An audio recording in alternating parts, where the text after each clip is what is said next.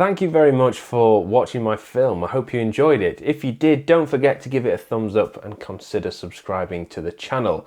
I bring out a bikepacking film just like this every single month. This is the part of the video where I run through the behind the scenes, the route, and a little bit more detail. So if you want to tackle it or just learn a little bit more about how it went for me, then this is the part for that.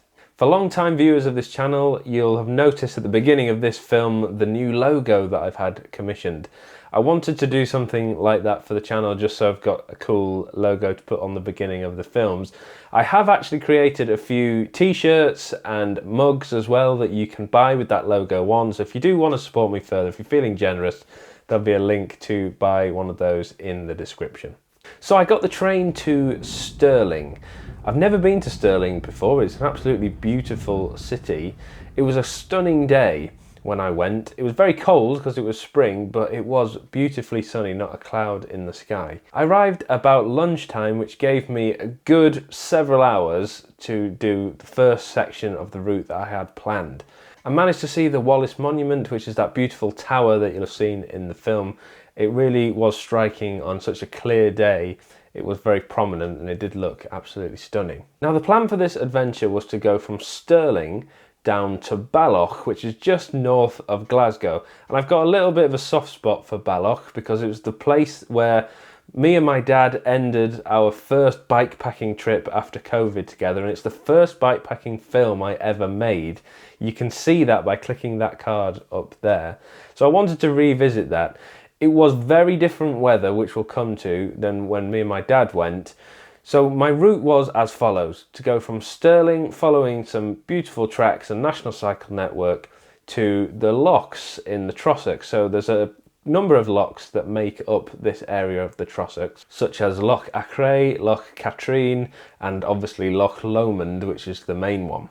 You will likely have seen the massive yellow dry bag I had on the back of my bike. Now in the past I've used that when I'm taking my deep winter sleeping bag with me because the sleeping bag is so big it just won't fit in any of my normal gear. But on this occasion I had planned on using it for something completely different. In that bag I had packed my packraft and the paddles and all the gear I needed. My plan was to get to Loch Lomond on the east side and paddle out to one of the islands and camp there. That was going to be on the second night. So the first night I camped, as I did in the video, on the shores of Loch Achray, which we'll come to. The plan then for the second night was to paddle out to one of the islands on Loch Lomond, camp out there, and then paddle down to Balloch, which is where I was going to end my film. However, the weather had different ideas. It was a beautiful day on the first day, but on day two, it was torrential rain literally for the entire day. It was already raining before I woke up. All my kit ended up getting pretty soaked. I was freezing, even though it was sort of towards the end of March when I did this. It still hasn't warmed up yet in Scotland, so I was feeling pretty cold. And towards the end of the day, I had just completely had enough. I didn't fancy getting in a packraft then and being out in the open, getting soaked again to camp for a second night when all of my clothes were already pretty wet. So instead I had to make some arrangements and book myself in at a Premier Inn, which isn't as great for footage, but I was so glad for doing that. I managed to dry off all my kit, get something warm to eat and just generally recover, because I genuinely don't think I would have enjoyed that second night at all. I think I would have been pretty miserable. So the route that I followed was from Stirling up to Dunblane initially, following bits of National Cycle Network Route 7.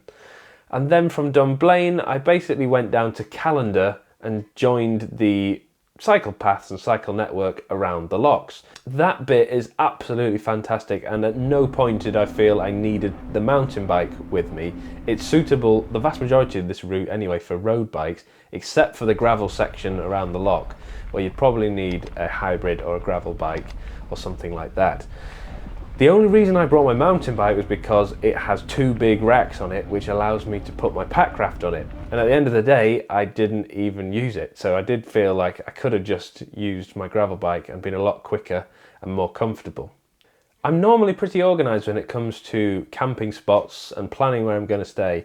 But on this occasion, I'd left it pretty open. I wanted to see how far I'd get comfortably, and then I'd just look for the nearest wild camping spot that I needed a permit for, which I did. So I managed to make it to the end of Loch Achray. I could have gone a little bit further, but I knew that the sun was going to set reasonably quickly once I got to the spot. So rather than rushing, I just set up a camp spot at Loch Achray, and I really enjoyed that. The fact that it has some amenities, it's very well kept. It's definitely something I would like to return to rather than roughing it in a woodland somewhere. Day 2, the plan was to go to Loch Katrine and then around the loch and join what I think was the West Highland Way, or some section of the walking route anyway, on the east side of Loch Lomond. I didn't have a lot of intel on this area, so I was planning on just seeing how it went, and if it was a lot of hike a bike, I would do it. If you've been to this area, please let me know what it's like. I can't find a huge amount of detail on it online, whether or not it's rideable anyway. And the plan was to follow that side of the loch and then find a suitable spot to set up the packraft. Because of the combination of the horrific weather, me feeling pretty miserable, and the fact I didn't really know this section of the route and if it was going to be really muddy and very slippery and not suitable for bikes, I ended up cancelling on that plan and instead went to Aberfoyle, which is a beautiful little village where I managed to stock up a little bit, get some food and a hot drink before basically following National Cycle Network Route 7 again down to Balloch. Most of this section was on road, but they were roads that I'd never cycled on before, and I've been around that area quite a bit, but I've never come to Balloch from that direction. But it was a really good experience. There were some cycle paths that were basically old train lines or looked like train lines, and others were taking you off on very quiet B roads or farm roads, which was really nice to get away from the busy traffic on the A82. So all in all, it's a fantastically beautiful place to cycle, and I'll definitely be coming back. I'm a little bit gutted I couldn't do the pack rafting. I've done it before in the Lake District, but I really wanted to test it out in Scotland.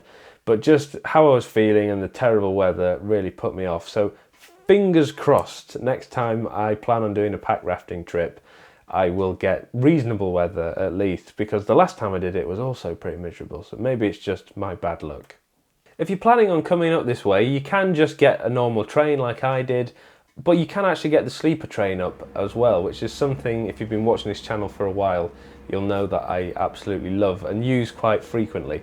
But on this occasion I had quite a bit of time, so I didn't need to squeeze it into a long weekend like I normally do. I'd love to hear your thoughts and feedback on this film, so please leave a comment if you liked it or if you have any questions. Give it a thumbs up, and I will see you in the next video.